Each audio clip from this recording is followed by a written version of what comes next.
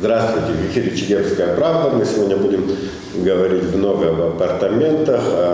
Все-таки тема такая достаточно на слуху, достаточно такая спорная. И сегодня у нас в гостях два человека, и у нас такое редко бывает, когда вот два человека с разными мнениями, да, и очень уважаемых человека. Это Абесалом Кварчия и Леонид Чамагова. Здравствуйте.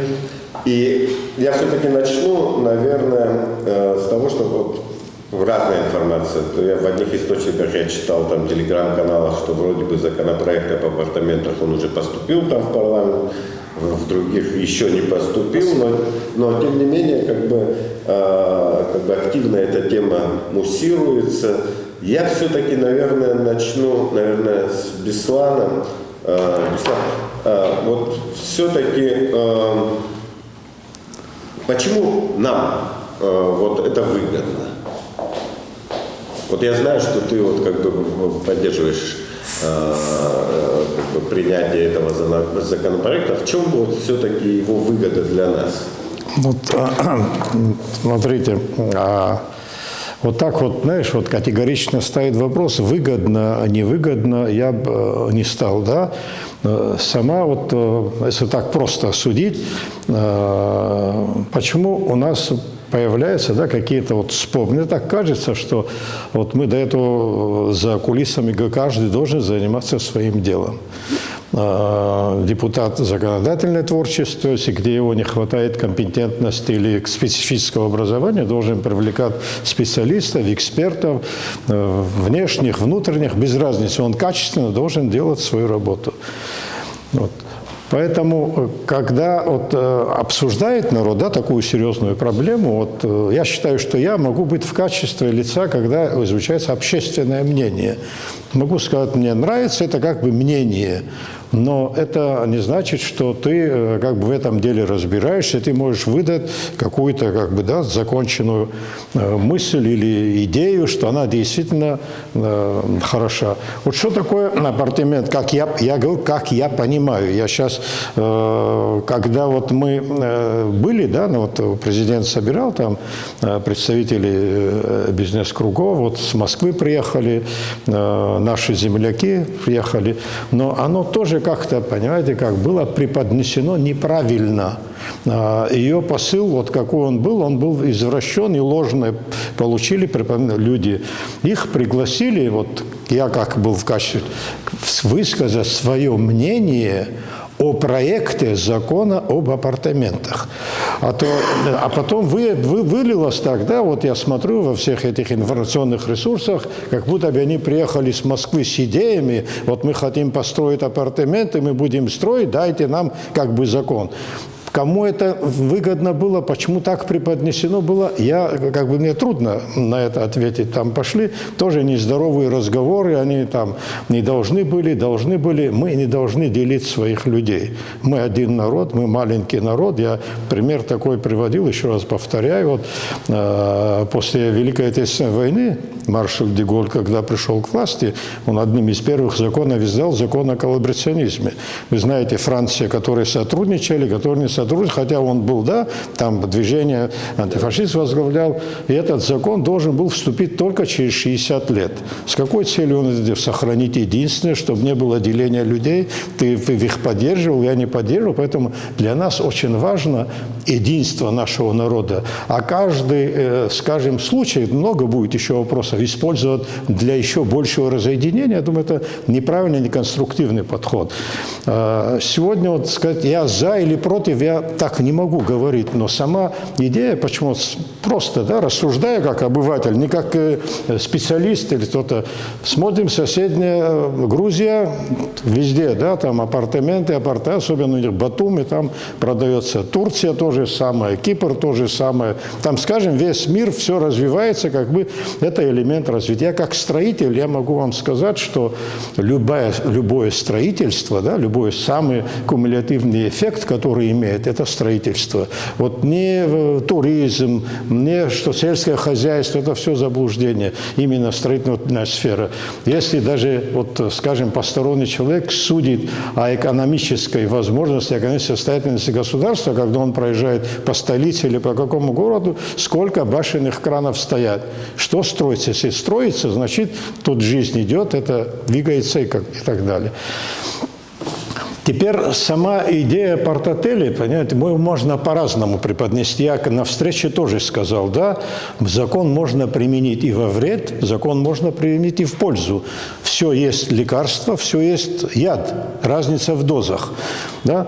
Поэтому, если это закон кто-то хочет использоваться для, скажем, бесконтрольного какого-то, да, строительства и так далее, конечно, оно принесет вред. Но если мы говорим о каких-то комплексах строительных, да, парк-отелей и так далее, современных, вот я так представляю, как современный комплекс, ЖК-комплексы, скажем, в Москве, как есть, вот даже топовая, да, раньше была Сталинка, так будем говорить, на Ленинском проспекте, да, квартира, если такая же квартира с такой же квадратурой, но в жилищном комплексе стоит в 2 раза дороже. Потому что в жилищном комплексе там все, и школа, и детсад, и фитнес-клуб, человек, его как бы, да, вот это издержки минимизированы. Если мы преследуем такую цель, да, строить, скажем, в тех регионах депрессивных, когда привлечь дополнительную рабочую силу, еще что-то, я в этом ничего плохого не вижу. Когда говорят о том, что вот, я никак не могу связать ее с демографией. Демография и апартаменты ничего общего не имеют. Когда его начинают вот сравнивать, скажем, с переселенстроем, тоже я не могу согласиться. Переселенство – это была другая политика, люди одного государства и так далее. Это сегодня, поймите правильно, тот, кто, скажем, в жилище вот будет жить в апартаментах, да, это он может использовать как офис, может семейный отдых, может приехать, уехать. Это человек, который не закреплен, скажем, стабильно здесь, да, или даже вот мы хотим, чтобы наши земляки из Турции, да, которые живут, наши этнические абхазцы, приехали. Но вы поймите правильно, он в трофейном доме или в хрущевке не хочет жить. Он живет в современном государстве, в современных мегаполисах, да, там другой уровень жизни. Вот если ему соответствующие, да, вот сегодняшней современности будут квартиры, условия и так далее, они тоже с удовольствием купят. Вы посмотрите, в Сухуми сколько новых домов построили, и все покупают абхазцы. А? Чиновники. Ну и чиновники, понятно. Ну, чиновники – это у нас особая каста, поэтому ничего удивительного. Но вы понимаете как? Везде нужен профессиональный подход. Нельзя решать, скажем, я не могу на себя такую ответственность взять и говорить, это хорошо, это панацея. Нет. Я просто могу сказать свое мнение. Оно профессионально, непрофессионально, это должно быть. Вот когда на этой встрече были тоже много ребят, да, очень много интересных мыслей было. Кстати, один из вопросов, который волновал, вот который они сказали, ну это как бы апартаменты могут построить дольщики. Да, там я вот собрал дольщиков, построил, они там каждый свой получают. А где гарантия, что этот дольщик соберет деньги, там залил фундамент и исчез на Канары или куда? Как от этого убежать? Как от других вопросов? Потом зонирование, где это будет строиться, с какой целью? Оно должно быть обязательно сопряжено с программой развития какого-то региона. Вот просто так порт-отели ради порт-отеля ничего не дает. Это должно быть, понимаете, как вот связано с нашим развитием. Вот я как его воспринимаю. Я не, как тебе сказать, я не такой вот сторонник, нам нужен порт-отель. Да, может, кто-то так понимает. Да. Но у нас, знаешь, еще один момент я стена. У нас вот в Абхазии вообще третье мнение не принимается. Или ты должен быть оппозиционером, или должен быть провластным. А если ты свое мнение имеешь, ни тем, ни другим тебе не интересен, и все будут тебя потихоньку давить. Но иногда, если твое мнение коррелирует, скажем, с мнением оппозиции или власти, все, ты получаешь клеймо, он провластный или про такой. Я не про какой, я про абхазский. Я все время думаю, понимаете, вот сегодня, вот что меня, да, вот тревожит, скажем, я не говорю о том, что вот мы не стали носителем родного языка. Наши дети, вот в садик, вот внуки ходят, дети не говорят на абхазском языке. Я считаю, это трагедией большой. Мы в нашем абхазском государстве, за которое столько мы боролись, мы сделали наших детей не носителями родного языка. Это один момент, да? Вот, скажем, второй момент, вот посмотри, у нас 92% экономики – это 3 региона – Сухум, Гагра, Гудаутский район. Остальные 8% осталось на 5 регионов района. Это Гульрыбский, Ачемчирский, Гальский, Тхварчальский и Сухумский район.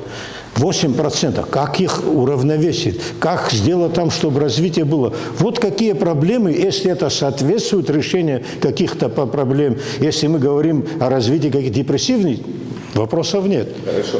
Я тогда все-таки Леониду скажу, почему, допустим, я знаю, ты такой противник этого законопроекта, в чем вообще? Мне понравился его подход. Ну, начните Сразу определять противник, сторонник, загонять в какую-то нишу не надо. У меня есть сомнения по этому поводу.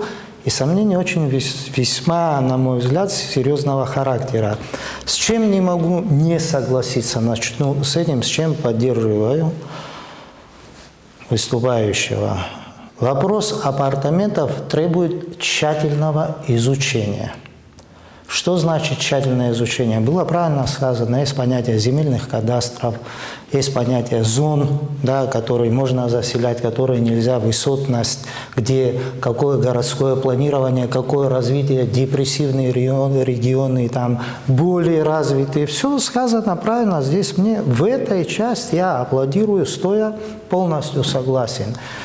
Давайте скажем приблизительно, что эти вопросы за месяц, за два, и я думаю, за полгода не решаются. Для этого нужно изучение проблемы, нужно быть глубоким. Мы прекрасно помним, сколько времени у нас ушло, и до сих пор кадастр не составлен. Это первое. Второе. Мы один народ. Прекрасный тезис.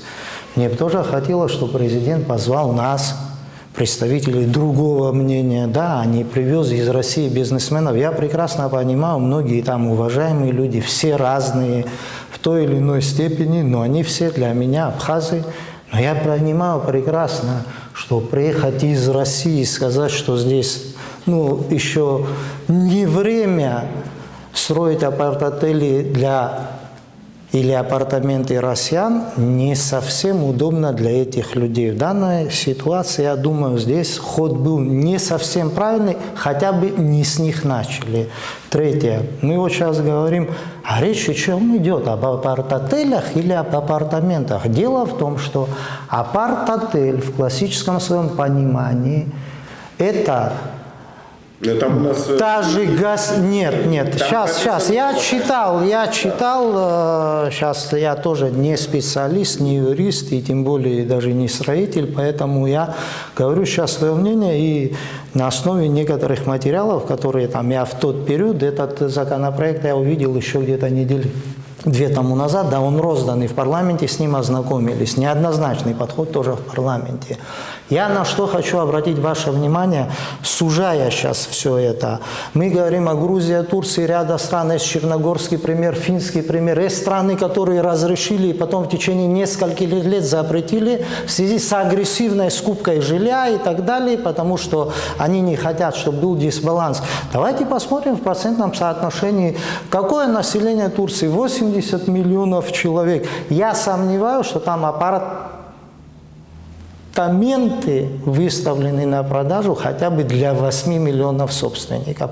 Очень сомневаюсь.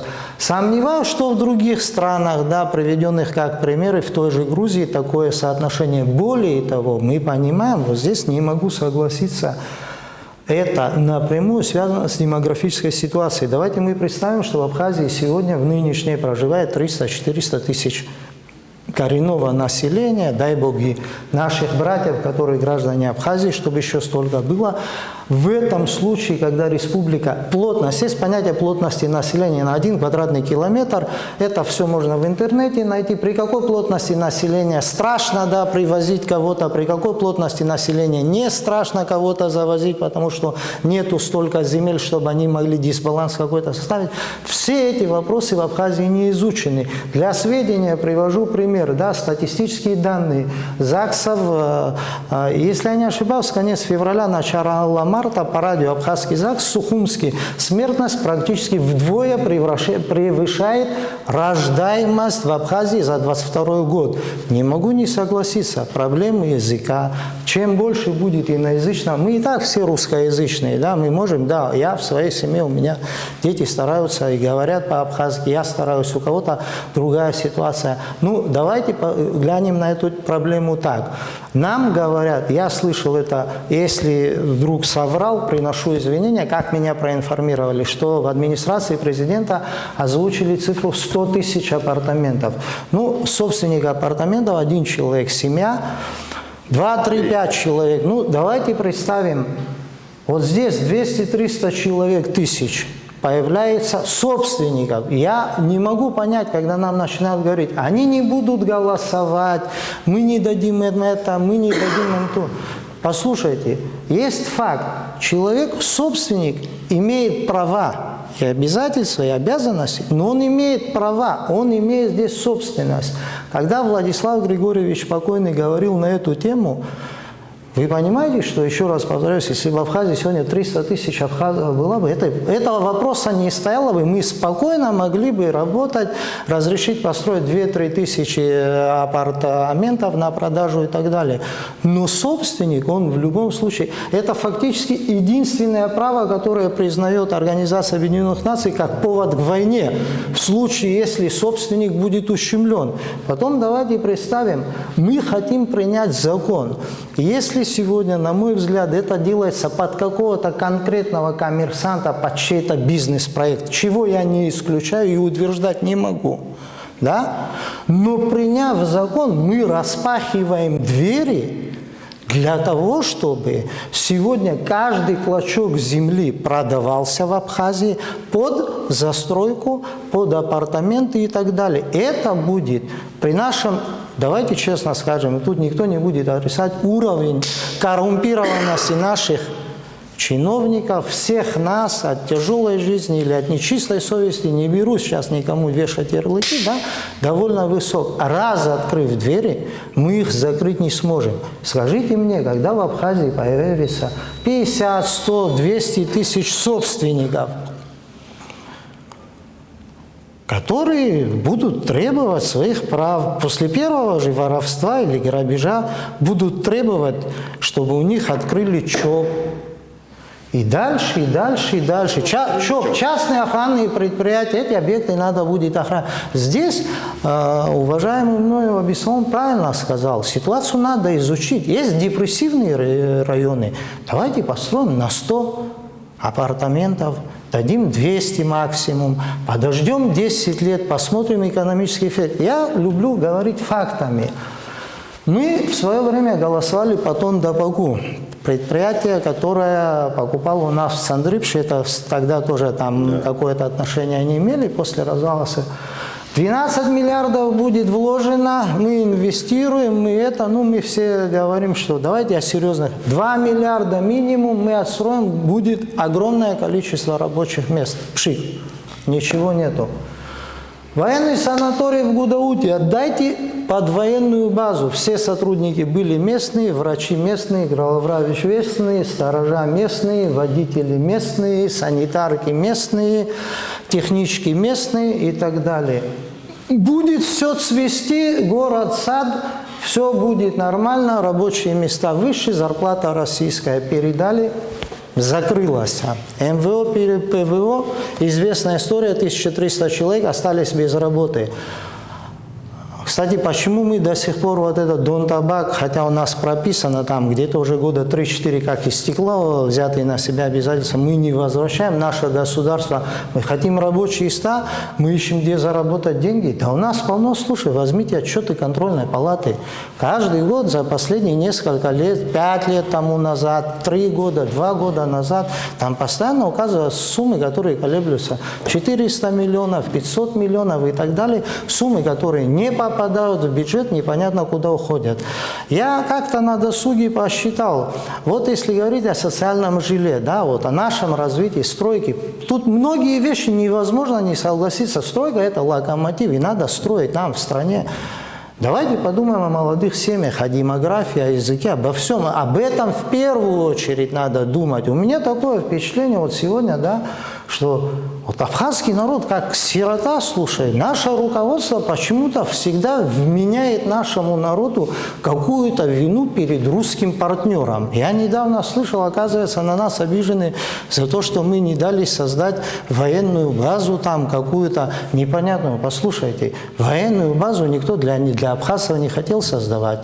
Есть 7-я военная база для россиян, а там нам предлагали временно, это будет собственность русских военных, а временно будут находиться абхазские подразделения в одном месте. Я предполагаю, что одного ракетного удара было бы достаточно, чтобы эту базу уничтожить. И второе, что значит у нас на нашей земле наша армия будет находиться в русских казармах. Очень много непонятных вещей. Сейчас я привязываю к этой теме, мне вообще непонятно, а кто отстаивает в этой стране интересы простого народа. Вот привожу пример. Была хорошая у нас ситуация в 5-м созыве, создали фонд демографический. Руководство никогда не говорит, нате, есть деньги. Нашли, дожали, сделали.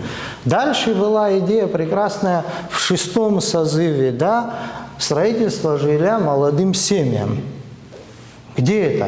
Перестало работать. Послушайте, для того, чтобы 20-квартирный дом поставить без внутренней отделки, 25-30 миллионов рублей нужно. Мы сегодня столько денег теряем в Абхазии на воровстве, на коррупции, на многих делах. Мы давно уже должны были начать строить в каждом районе по 1-2 дома для молодых семей. Это не происходит. Тогда у меня вопрос. Вот у нас, возвращаясь к этой теме, у нас лежит интересная ситуация, парадоксальная. При Сергее Васильевиче этот вопрос возник по заселению Абхазии. Скажу откровенно, я человек не работающий, мне нечего бояться, тем более не вру. К нам приезжали наши российские коллеги, представители министерств и ведомств. Нам в открытую говорили, а зачем вы из Турции сюда турков завозите, это наши репатрианты абхазцы, мы найдем кем заселить Абхазию. Вопрос заселения Абхазии населением из России стоит давно. Мы же, послушайте, ну я не могу понять, вот, а почему на Дальнем Востоке нельзя построить апартаменты и продать? Это жилье, это частная собственность. Апарт-отели – это гостиницы. Здесь у нас премьер-министр, разговаривая с одним из руководителей, там, по-моему, Лолу, если я не ошибаюсь, она имеет свое предприятие, туристический бизнес. Плохо ли, говорит, вам будет, если на год или на 2 у вас арендует? Всем будет хорошо, но это не апартаменты, это апарт-отель. Нам же предлагают завести сюда как минимум 100-200 тысяч собственников. Еще раз говорю, и неважно, вы меня поймите правильно, что такое прописка, что такое регистрация, для чего она нужна? Для того, чтобы знать, по какому адресу человеку присылать штрафы. Сейчас я грубо говорю, но понятно. В остальном она ничего не меняет. Это учет человека находится по этому адресу, регистрируем, и перепись проводим и так далее. Собственность есть собственность. Нам сейчас вторую идею слышу. По 5000 мы в каждом районе готовы там построить. Оказывается, сейчас уже не 100 тысяч, 5000 в Гагре, 5000 в Гудауте, Сухрайон, Гулрыб, Шачимчира и так далее. Вопрос возникает. 5000 собственников в Гудауте, со свой район скажу, ну адекватно, и Гагра в Ачимчирах в этом плане с населением намного хуже. Слушай, у нас в районе 35 тысяч человек. 5000 собственников с семьями – это адекватное количество людей. Послушайте, мы можем понять, что Это хозяева своей собственности. Ты не можешь ему сказать, ты чужой здесь человек. Он будет влиять. Потом сюда приедет экономически активное население.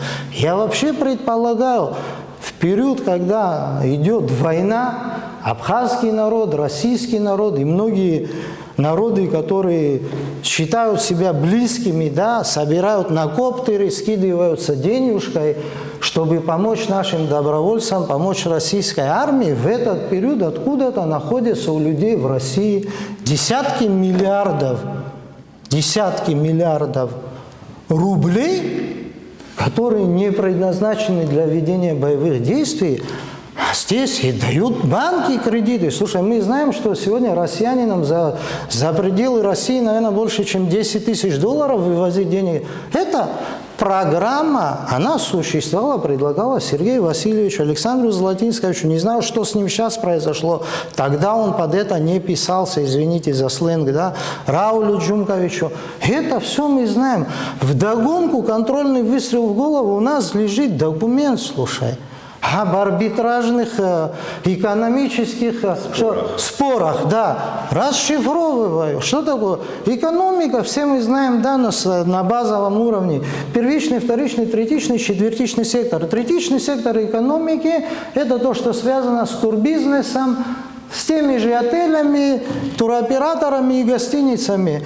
Теперь мы представляем так, согласно этому законопроекту, я вообще не знал, что будет с нашим заводом гудаутским, согласно этому законопроекту, если русский бизнесмен сегодня здесь поссорился, он не пойдет в наш суд, он поедет в свой суд. Туда вы партнера местного пригласят. Если он не проедет, суд примет решение без него. Это решение приходит в Абхазию. Наш суд не имеет права пересматривать его, утверждает, подчеркиваю, утверждает и передает судебным приставам и исполнителям. Теперь начинаю смотреть российскую практику по апартаментам, не по апарт-отелям, прошу не путать, разница существенна, по апартаментам. Пишут представители нотариальных контор, юристы такие, десятки законодательных актов, десятки подзаконных актов, огромное количество нужно документации, до сих пор вопрос не утвержден. Более того, в арбитражах России огромное количество дел с требованием о признании апартаментов жилыми помещениями. И они, в зависимости от регионов, удовлетворены. Завершая свою мысль, представим, что здесь построили люди апартаменты, потом они стали собственниками, мы признаем их собственность, не можем не признать, а потом они обращаются в сочинский арбитраж. Более того, поинтересуйтесь, вы найдете среди наших граждан, которые в Сочи имеют квартиру и прописку. Я разговаривал с этими людьми, и вот то, что они мне сказали, факт подтвержденный. В период президентства Путина, еще того, без перерыва на премьерство, был запрет на строительство в Сочи, под продажу жилья, недвижимого имущества, жилья, квартир в прибрежной зоне. Сочинцы воспользовались пробелом в законодательстве, начали строить, апартаменты не запрещены. Вот наши ребята оказались собственниками этих апартаментов, потом пошел коллективный иск в арбитражный суд, арбитраж признал, они собственники, да. После того, как собственники апартаментов подают коллективные иски в арбитраж, арбитраж признает их право еще и прописки. И вот мне становится интересно, вообще почему у нас такая ситуация, ни 4-й созыв парламента, ни 5-й, ни 6-й в той или иной мере отказывался обсуждать эти вопросы, отталкивал их от себя, насколько можно объяснял российским партнерам, почему вал сегодня, на мой взгляд, этот вал законопроектов и соглашений, он не просто там разноотраслевой, он направлен на одну цель, слушай. решить вопросы заселения Абхазии гражданами дружественной, но другой страны. Я глубоко уважаю российское руководство. Я глубоко уважаю всех наших друзей, соратников, где бы они ни были. Но я хочу сказать, Абхазия пережила в 19 веке огромную трагедию. Абсол Бутразагрой, Хахизаку и Лика, вот на Сизилом Као, Дыхазари, Сизягадзом. Такой трагедии в известной истории Абхазии нету. Вот с тех пор все наши проблемы, они заключаются с нашей малочисленностью на территории Абхазии. Заканчиваю, хочу сказать, как только здесь появится большое количество собственников, абхазы вернутся не то что к 18%, к 10%, мы растворимся и исчезнем. Дальше, если дадите, я добавлю. А сегодня спасибо. Понятно, обеспокоенность демографическая, это вот как бы наша генетическая такая боль, которая, наверное, всегда будет как бы тревогой, да, фонировать любое движение вот в этом направлении. Но я бы хотел бы все-таки переключиться на другую вещь, да, то есть на экономическую. То есть нам, ну, по крайней мере, там власть там, или там те люди, которые там как бы за апартаменты, активно говорят, что это вот принесет такой всплеск экономический, что это... А сумму называют уже. Да, Депутаты парламента, вот я разговаривал сегодня с одним из своих бывших коллег, он и сегодня работает, 300 миллионов в год. Я говорю, а вам сказали, от какого количества проданных апартаментов эта цифра нет? Но я говорю, 300 миллионов в год, во-первых, само по себе деньги небольшие. Если мы сегодня на курорте просто по-настоящему поработаем, мы найдем дополнительные ресурсы, я думаю, в связи с международной ситуацией, от полмиллиарда до миллиарда собственных денег.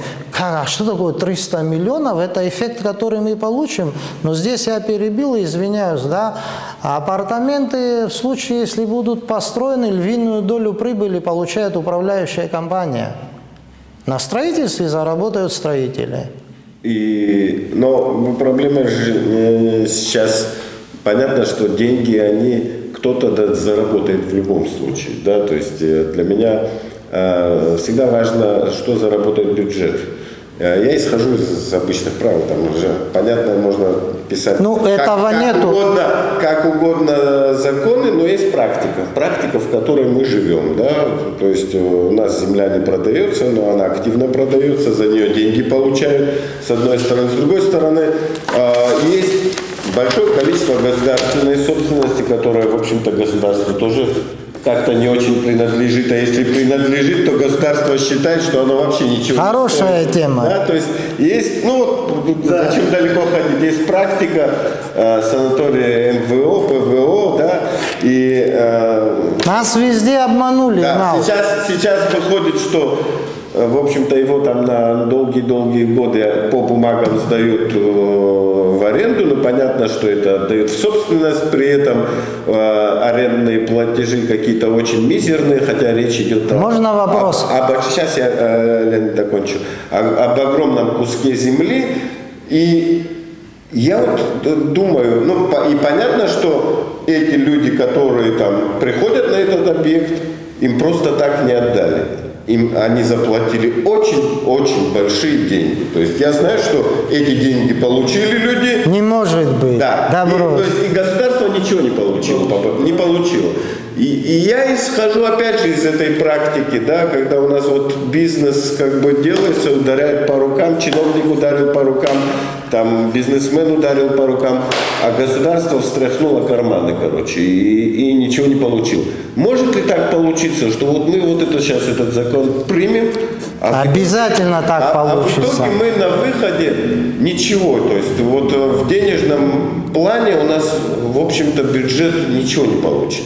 Вот смотрите, я хочу высказаться по тем опасениям, которым, конечно, людей же, вы понимаете, как людей правильно понимали, вот как бы не было, есть у нас какая-то внутренняя тревога у всех, да, у нас есть вот какие-то опасения и так далее, они правильные, обоснованные, но людям вот надо объяснить, да, если это, если это так, если это опасения действительно обоснованы, да, это тогда другой вопрос. Если мы как бы, да, это фобия, а не опасения, это другой вопрос. Поэтому тут зависит еще раз, вот все должны, эксперт, вот сказать, вот что он говорит, законы и так далее, действуют ли законы на нашей территории, или закон мы такой примем, который исключает все эти риски. Риски всегда есть, но мы должны закон такой настолько рафинированный предусмотреть, что все эти риски минимизировать, если они не должны быть равняться нулю. Я как строитель вам говорю, вот смотрите, есть закон экономики, его никто не отменял, да, это закон сохранения энергии в физике, то есть чьи-то доходы обязательно чьи-то расходы. Или наоборот, твои доходы – это мои расходы и так далее. Сегодня я строитель, да, вот, скажем, ты имеешь бетонный завод, он имеет щебень, там, Валера имеет там строительный материал. Я пришел, построил, ты заработал, он заработал, а я построил актив, здание имеет. А когда это я верну? Когда это мои деньги? Самые большие риски получаю я строитель, потому что я вложил в недвижимость. Недвижимость – это она, как вам сказать, даже если Аль Капоне говорил, значит, недвижимый рынок, да, это самый грязный бизнес, теперь представьте, что это такое, да, вообще в целом. Поэтому тут риски большие для инвестора тоже. Мы не говорим, что закон мы приняли, сразу к нам, если как вот уважаемый говорит, что если это под кого-то делается, это я с этим никогда не соглашусь. Но это делается для возрождения экономики и так далее, то, что строительство, это экономика дает, значит, наши вот, и карьеры заработают, и щебень, и цемент, и отделочный материал, и мебель. У нас в чем большая проблема? Да? У нас нет собственной валюты. От наличия денежной массы, которая у нас вот крутится, от этого зависит развитие экономики. Вот как бы это подсчитано специалистами, как бы экономика не была в тени, все равно 4% от теневой экономики, она съедает бюджет. Хочешь, не хочешь, как бы ты ни скрывал. Вот у нас вообще интересные показатели. Понимаете, вот любой такой современный экономист может расчитать лоб. Вот показатель такой, по уровню, по доходу на душу населения, вообще есть 18 показателей, да, там развитие государства, и 6 показателей, которые тормозит развитие. У нас вот эти 6 показателей присутствуют в полном объеме, чтобы вы знали. Сейчас у нас другая тема, я не буду на это отвлекаться. Да. Но по доходу на душу населения мы, по-моему, на 178 месте в мире. Зимбабве чуть-чуть отстает от нас. Но по расходу электроэнергии на душу населения мы 3-я страна в мире. Мы уступаем Японии и Сингапуру. Вот вам... Где деньги, Зинь? Вот, понимаете, да? Вот, поэтому... Ну, то, что у нас экономика... Поэтому, вы понимаете, как наша да, то, что у нас, да, то, что мы не готовы, это другой вопрос. Насколько мы будем готовы к этим вот всем вызовам, да, и так далее. Но без... Вот смотрите, самая большая опасность, я считаю, для нашего государства сегодня, что мы собственными силами формируем бюджет на 50%. Мы не можем, у нас в бюджете, он в парламенте, у нас не заложено развитие. Вы понимаете, вот сейчас я был, так скажем, вот возьми школу, школьные, наши классы переполнены. Может ученик получить качественное образование в классе, где 42 человека сидят? Мы сами себя обманываем. Дети ходят в школу, теряют здоровье, кушают, что попало, опять теряют здоровье. А что мы им даем? Нам нужны какие-то резервы, нам нужно какой-то приход, денег. Но, чтобы вы понимали, я категорически против под видом апартаментов, если будут продавать наше вторичное жилье. То, что мы построим, то, что нам досталось, оно не подлежит никакой, значит, как бы продаже. Если инвестор пошел, построил на свои деньги, сделал, это другой вопрос. Там, да, можно рассмотреть первое, самое важное, я как понимаю, да, я на юридические тонкости не вдаюсь, я не знаю, это первое, это зонирование, грамотное, правильное, и второе, квотирование. Вот я считаю, если в Гудаутах 5000 и, скажем, в Ачимчирском 5, это не, если в Гудау там 5, там должно быть 15, да, я так.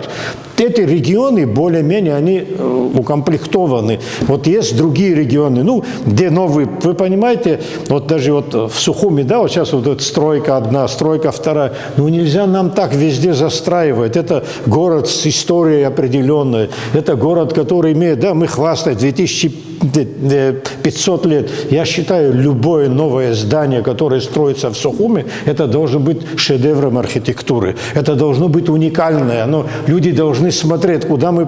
А мы строим типовые спальные какие-то. Это просто... Даже посмотрите, в каких топовых местах, какие дома мы построили. Это отношение. Но это не должно быть... Знаешь, мы говорим о плане. Мы это тоже должны говорить, но если что-то новое, если что-то мы можем извинить, дополнительный приток, да, инвестиций, капитала, то, что вы говорите, 300 миллионов, я с ним сразу согласен, это мизерно мало, но мы не знаем, о каком количестве идет. Но в среднем, я считаю, человек, который здесь пришел, да, живет, так скажем, вот он живет просто, слушай, некоторые гражданам России, на Россию наплевать, не то, что на Абхазию, он хочет жить для себя, комфортно будет тратиться. Если, скажем, 10 тысяч человек живут и будут в день тратить 1000 рублей, это 10 миллионов в день, да, чистой денежной, это я беру по минимуму. Если экономическую часть посчитать, оно кроме эффекта ничего не дает. Но дальше есть другие риски. Мы же не можем следить только экономические риски смотреть. То, что вот опасения есть, а как оно сработает, как оно это будет. Конечно, все это мы должны взвесить. Есть всегда, вот как в экономике, да, точка безубыточности, есть какое-то количество, которое минимизирует все риски. Скажем, вот такое количество, вот это можно. Это должны работать специалисты. Это даже, вот мы, знаешь, вот с Турции, есть же абхазцы, которые живут, имеют опыт там, турецкий опыт не самый лучший. Если ты купишь там апартамент, да, или там виллу какую-то, ты имеешь право еще прописать 8 человек и получают гражданство, у них другой подход. Сейчас они пытаются отказаться от этого. Но пока оно работает, по крайней мере, реклама идет каждый день, там, и так. Раньше было 250 тысяч евро, сейчас стало 400, по-моему, евро. Но если ты купил, ты можешь 8 человек, членов семьи, там, прописать и так далее, они получают гражданство. Ну, у них своя политика, это не образец, я как говорю. Да, у каждого свой подход, у каждого свой подход. Но если мы говорим, если мы хотим этот закон принять для того, чтобы в Сухуми построить 5-6 домов, смысл в этом законе я не вижу. Но этот закон, прежде чем принять, да, для чего у нас парламент? Я опять еще говорю, каждый должен заниматься своим делом. Они должны профессионально подойти, обосновать, там есть комитеты, пригласить, я еще раз говорю, с Турции специалистов, которые знают, с Северного Кавказа, наши, пускай каждый независимый какой-то человек, они оппозиционеры или непровластные, вообще нейтральный человек, скажет, нейтрального человека люди воспримут, меня не воспримут, потому что у меня клеймо провластный, скажем, да, и у другого оппозиционера, да, воспримут какого-то третьего, который будет действительно объективно рассуждать. И все риски, все за и против, взвесить что. Если сейчас под видом, я вот так думаю, да, под этим видом там в Ачимчирах очень много пустых квартир. Там много в квартире вообще пустеют, и под видом апартаментов, если их начнут распродавать, ну это неправильно, это опять-таки мы вводим людей в заблуждение. Апартаменты в продажу, да, вот собственно, должно быть человек, который сам построил, вложился, понимаете, и тогда мы почувствуем эффект. А если все наши пустые квартиры раскупят, никакого эффекта не будет экономить.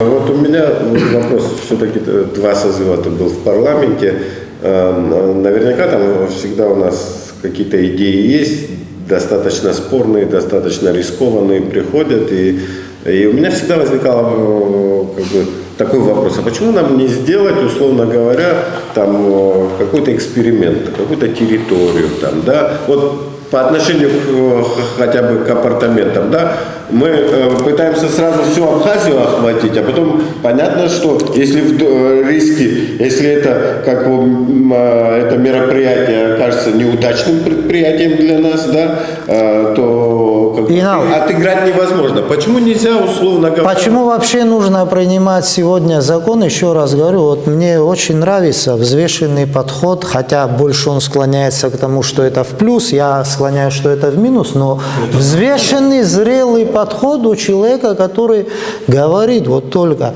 надо взвесить, надо посмотреть, отказаться, там Гагра, Гудаута, там хватает населения, давайте подумаем о других зонах, давайте посмотрим, как правильно сделать, пригласить пригласим специалистов. Но у нас же проблема в другом. Она заключается, извините, я не хочу политизировать вашу передачу, но когда я слушал от Затулина, от депутатов российского парламента, пора исполнять взятые на себя обязательства. У меня возникает вопрос, кто-то у нас брал обязательства по заселению Абхазии, под передачей части территории, под каким-то вопросом. Я тоже не могу понять, почему нельзя сделать так, как вы говорите. Вы понимаете, что степень эффективности нашего правительства, она достаточно низкая. Я не говорю сейчас, а конкретно мы все одинаковые, да. Как-то решили Давайте наши проблемы перенести туда. Начну с главного. Да. Первое, коротко, опять же, возвращаясь к сказанному. Вот нам предлагают соглашение по арбитражу. Я привел пример, не буду говорить о том, да, что Панов завтра отсудит свой по арбитражу, а он по документам везде прав. У нашего гражданина свое предприятие, более того, наш гражданин будет обязан исполнять выплату всех доходных частей, которые за этот период он получал и так далее. Там очень печально закончится эта ситуация. Более того, этот закон приведет к тому, что не от национальности, а гражданства зависит порядочность человека. Хватает и непорядочных людей, даже где более-менее успешный абхазо-российский бизнес, кто-то из них может... Это вообще мы закладываем мину замедленного действия под бизнес-отношения, да? Отжать у другого захотел, первый побежал, свой суд пожаловался. Здесь очень много непонятного. Но к чему я говорю? Вы знаете, в России уже более 2 лет принят закон о верховенстве русского, российского закона над международными соглашениями. Послушайте, нас за кого считают? У меня вопрос. Даже если мы используем это свое соглашение, представим, что в Москве наш наглый бизнесмен надул партнера, прибежал сюда, здесь выиграл суд и требует исполнения решения там этих. Ему в России скажут: слушай, ваше решение незаконно, потому что оно основано на международном соглашении, а у нас наши внутренние законы выше вашего международного соглашения, приезжай к нам и судись по... Слушай, здесь давайте в откровенную говорить, я уважаю мнение искреннее, блестящее, хорошее, еще раз говорю, хорошее. Но здесь такое количество неподводных камней, тут айсберги второй половиной торчат вокруг нас, как-то, мне кажется, вокруг пальца обмешурить, обмануть хотят. Более того, сознательно вводят в заблуждение по многим вопросам. Вообще у нас темпы такие развития непонятные, мы куда-то не туда идем, на мой взгляд. Я не удивлюсь завтра, что у нас в Рице появится, на Рице инвестор, в Афонской пещере, на Мамзышке, еще где-то вот это непланомерное, непонятная, дикая такая 90-х годов российских, да, вот эта коммерциализация общества, она очень опасна для нас, для малочисленного народа.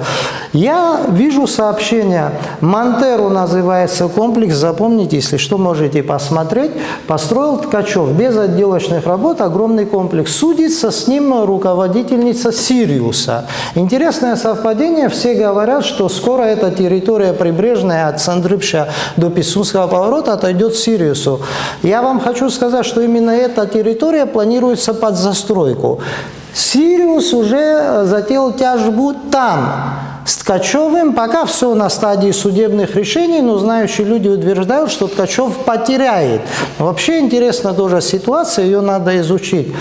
Я хочу сказать, что в суде при рассмотрении дела дали оценочную кадастровую стоимость, которая обычно в 2-3 раза ниже рыночной, 10 гектаров земли там. 10 гектаров земли там стоит по кадастру 2,5 миллиарда. Я о конкретной земле под Монтеро говорю. Значит, кадастровая стоимость рыночная это где-то 5-6 миллиардов рублей. Теперь я возвращаюсь к Гагаринской зоне.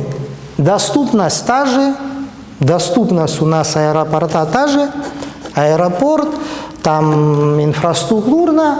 Ну, это нам не нужен деловой центр, это зона отдыха, тишина, чистый воздух, чистое море. У нас в этом плане даже лучше.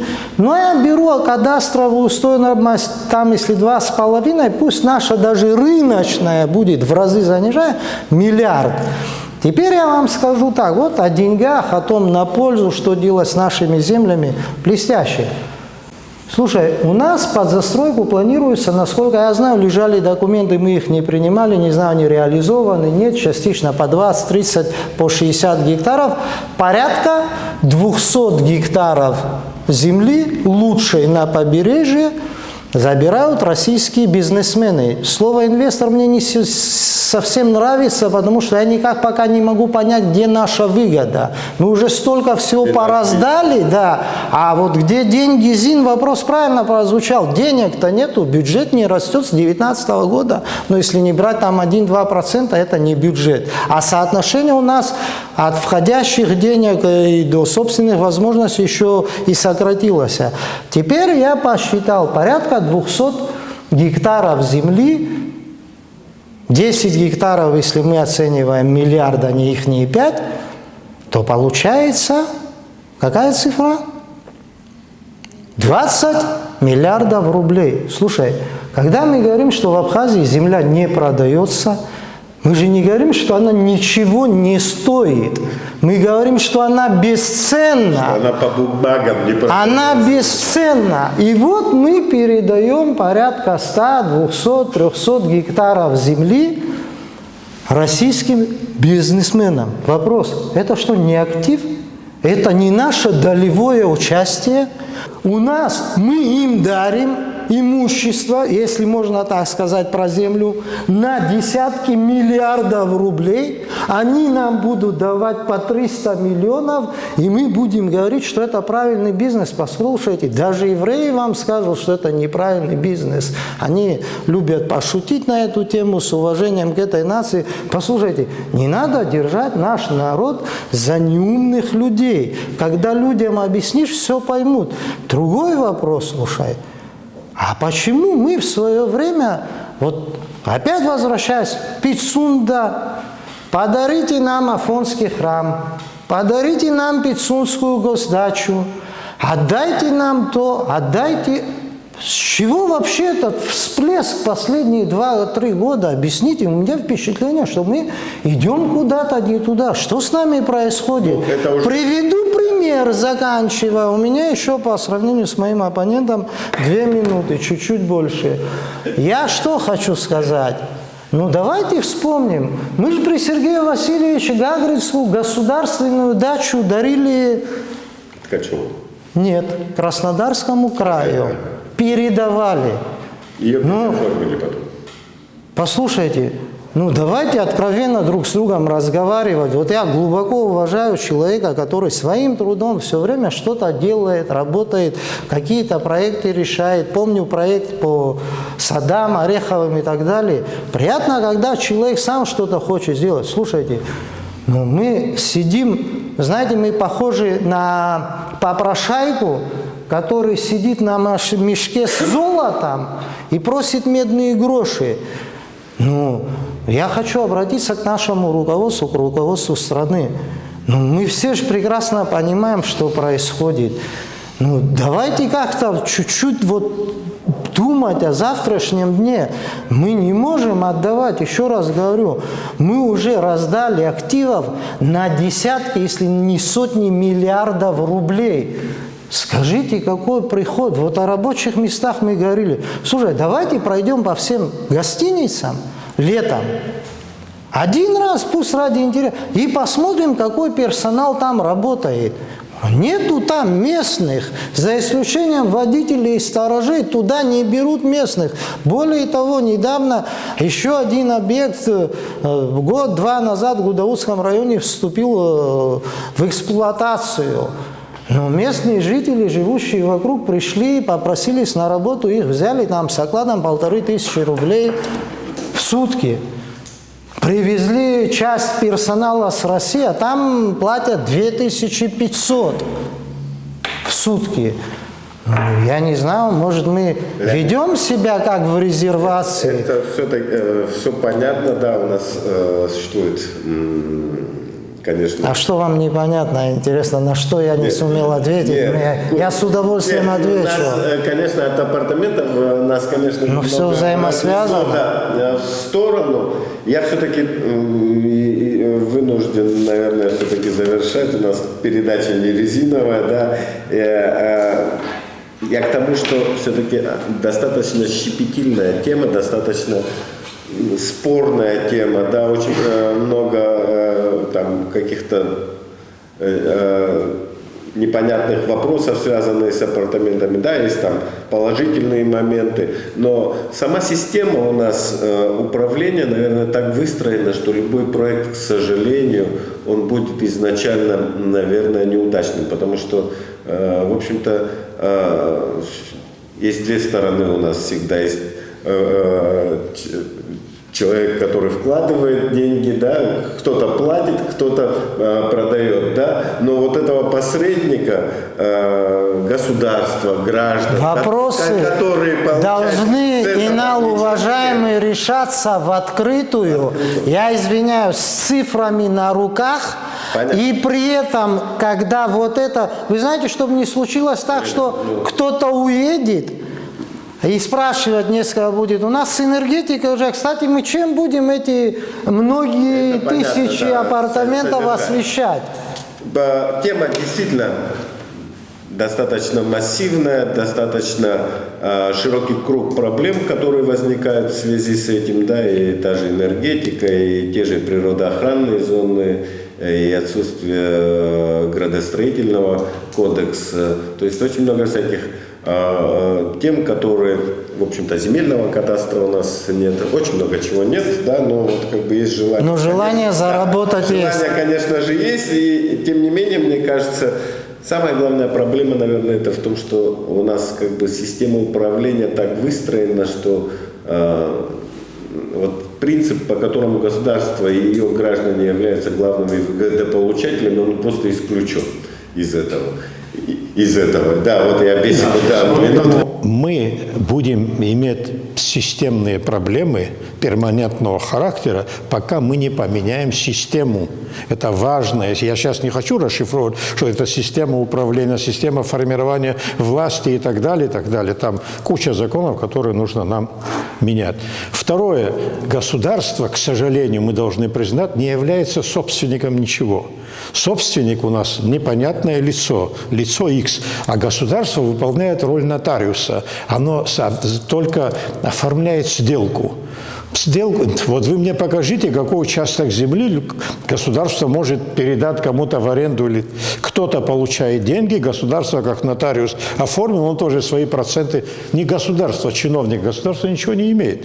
Вот тоже возьмем объект, о котором вы говорили, да, сделка произошла, все знают, а где это? Поэтому мы предлагали еще в 2004 году, когда парламент пришел, я предлагал, там вроде бы нормально было, продавать не землю, а продавать право на аренду, чтобы государство с этой сделки что-то имело. Вот это идет кадастровая оценка. По нашим законам, да, без кадастровой оценки даже арендную плату на землю нельзя назначать, потому что арендная плата будет некорректна, но не соответствует стоимости земли. Этот вопрос не решается. У нас есть системные сбои, понимаете, которые нужно решать, но жизнь идет вперед.